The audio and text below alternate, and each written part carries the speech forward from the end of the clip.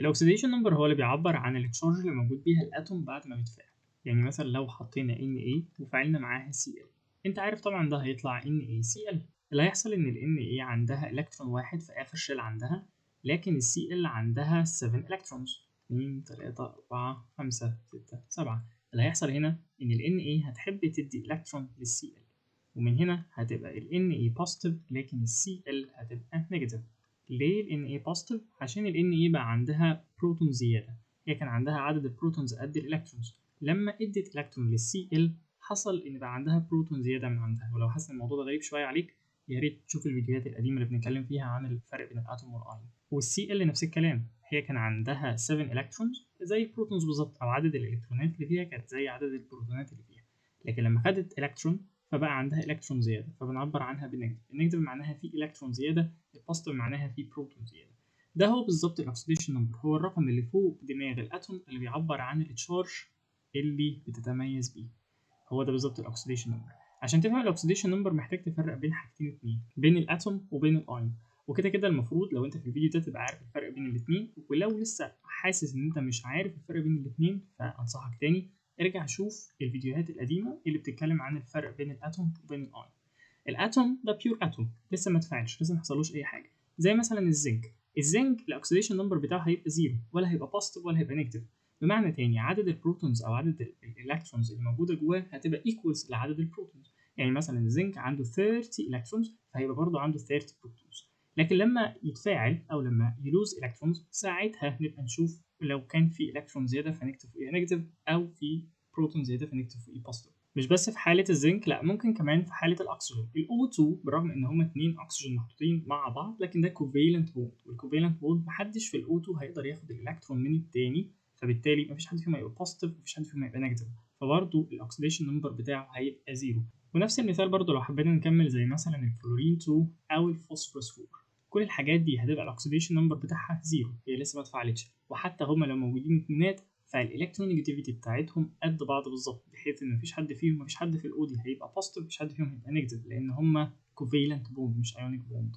ومش بس كوفالنت، لا الالكترونيجاتيفيتي بتاعتهم قد بعض بالظبط، فمفيش حد فيهم هياخد الالكترون ناحيته. على الناحيه الثانيه الاينز بتبقى مختلفه، هو خلاص بيتفاعل زي كده ال Na او الCl. فمثلا على سبيل المثال لو جيت قلت لك هنا عندنا مثلا زنك، بس الزنك ده التشارج بتاعته هي 2 بوزيتيف. ده معناها ايه؟ معناها ان التشارج بتاعته 2 بوزيتيف، معناها ان هو الاكسيديشن نمبر بتاعه هو بوزيتيف 2. يبقى هنا الاكسيديشن نمبر بتاعه الاو ان اختصارت اكسيديشن نمبر من عندي، الاكسيديشن نمبر هتبقى بوزيتيف 2. دي التشارج اللي عنده فوق. نفس الكلام لو جيت اتكلمت مثلا على Fe3 بوزيتيف، فده معناه ان الاكسيديشن نمبر بتاعه هو بوزيتيف 3. ليه؟ لان هو عنده 3 تشارجز من البروتونز زياده عن الالكترونز. لو مثلا جيت قلت لك حد زي الميركوري التشارج بتاعته انا قلت لك ان هي 2 بوزيتيف.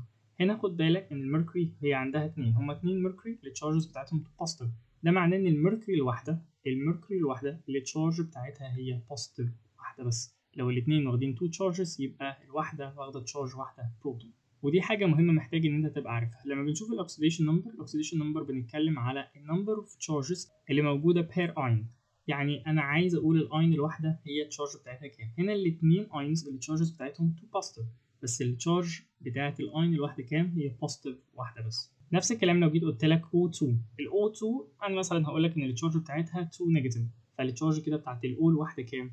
صدقني لو احنا عندنا 2O الاثنين التشارج بتاعتهم نيجاتيف 2، يبقى الاو الواحده هتعمل ديفايد هنا وديفايد هنا باي 2، تطلع ان التشارج هتطلع نيجاتيف 1. دي التشارج بتاعت الاو الواحده. وفي حاجه محتاج تعرفها فانا احطها في بوكس كده على جنب، ان التشارج او الاكسيديشن نمبر ممكن يطلع كمان ديسيمال، مش لازم يطلع رقم صحيح. مثلا هدي لك مثال، لو مثلا قلت لك ان الO2 التشارجز بتاعتهم هما الاثنين نيجاتيف، فاحنا لو عايزين نجيب التشارج بتاعت الأو الواحده هنقول ان عندنا 2O التشارج بتاعتهم نيجاتيف 1، يبقى الأو الواحده هتبقى نيجاتيف 1 اوفر 2. فخلي بالك ان التشارج هنا اهي او الاكسيديشن نمبر نيجاتيف 1 على 2، ده هو الاكسيديشن نمبر.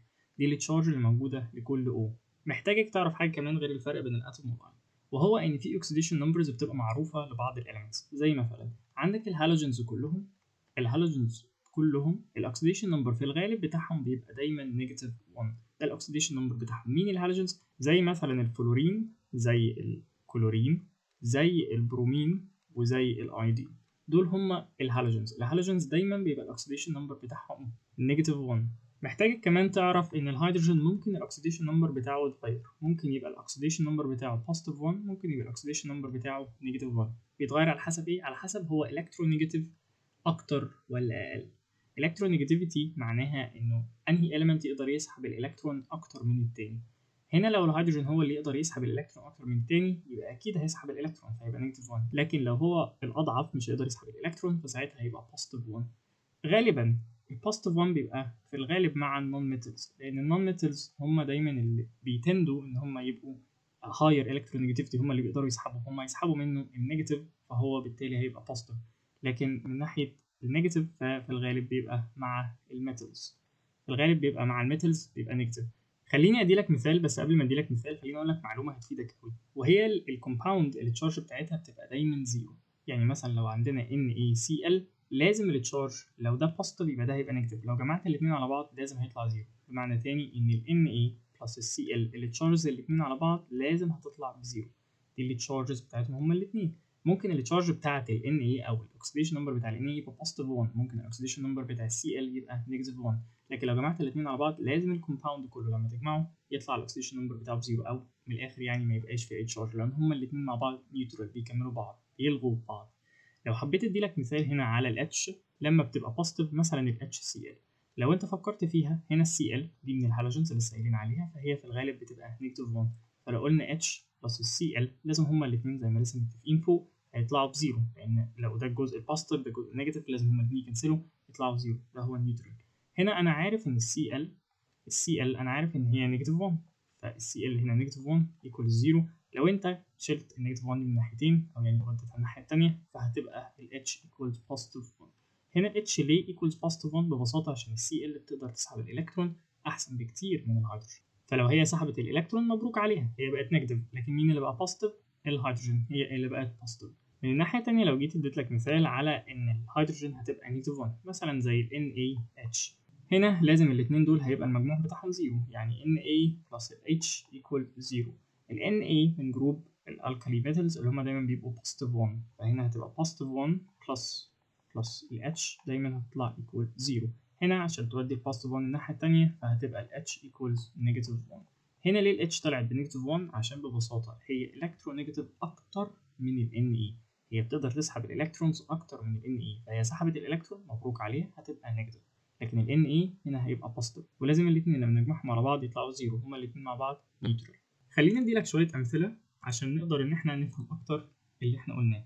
مثلا لو جيت قلت لك كالسيوم كلورايد، الكالسيوم كلورايد لو حبيت اقول لك طلع لي الاكسيديشن نمبر بتاع الكالسيوم هتقول لي سهله، عندك الكالسيوم بلس 2Cl هتطلع بزيرو، لازم الكومباوند ده كله الاكسيديشن نمبر بتاعه يطلع بزيرو. عندنا واحده كالسيوم و2Cl لازم الاكسيديشن نمبر بتاعهم مع بعض لو جمعناهم مع بعض يطلع زيرو. بما اني عارف ان الكلورين ده من الهالوجنز اللي لسه قايلين عليها فالتشارج بتاعته هتبقى دايما نيجاتيف 1، فهقول كالسيوم بلس 2 تايمز نيجاتيف 1 اللي هم بتوع الكلورين ايكوالز 0. طبعا 2 تايمز نيجاتيف 1 هتطلع نيجاتيف 2 ايكوالز 0. النيجاتيف 2 لما توديها الناحيه الثانيه تبقى الكالسيوم ايكوالز بوزيتيف 2، فهنا الكالسيوم ايكوالز بوزيتيف 2. لو مثلا اديت لك مثال تاني تعالى اقول لك بورون فلورايد 3، هنا لازم الاثنين لو جمعناهم على بعض هتبقى equals 0، بما اننا عندنا 3 فلورين فدول هيطلعوا بزيرو. انا مش عارف البورون كام، بس انا عارف ان الفلورين ده بنيجاتيف 1 لان احنا لسه قايلين ده من الهالوجنز والهالوجنز بيكوالز نيجاتيف 1. لو جيت جمعت عشان اعرف البورون كام فهتبقى البورون بلس النيجاتيف 3 equals 0، لان 3 تايمز نيجاتيف تطلع نيجاتيف 3، يبقى البورون لو وديت النيجاتيف 3 الناحيه الثانيه هتطلع بوزيتيف 3. يبقى كده التشارج او الاكسيديشن نمبر بتاع البورون بوزيتيف 3، مبروك عليك ده البوزيتيف 3.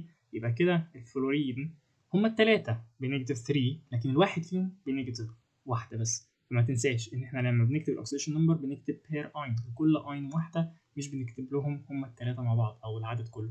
هنا نفس الكلام لو جيت فكرت فيها هتلاقي ان الكالسيوم هنا احنا قلنا ان هو بوزيتيف 2 او 2 بوزيتيفز. بالمناسبه في فرق بين بوزيتيف 2 و 2 بوزيتيف. 2 بوزيتيف معناها 2 بروتونز، معناها انه الكالسيوم عنده 2 بروتونز، لكن لما بقول بوزيتيف 2 زي ما انا كاتبها هنا انا هنا مش بتكلم على التشارجز قد ما بتكلم على بحولها يعني للكوانتيتي بتاعت ماث عشان اقدر استعملها في الحسابات، او يعني اقدر ان انا احسبها اشوف مين الرقم الاكتر. ودايما البوزيتيف اللي هو البوزيتيف بالنسبه للماث بيعبر بالنسبه لنا احنا في الكيمستري عن البروتون. فكر فيها كالاتي: لو انت عايز تقول تفاحتين فبتقول 2 تفاحه او 2 ابلز، ما بتقولش ابلز 2.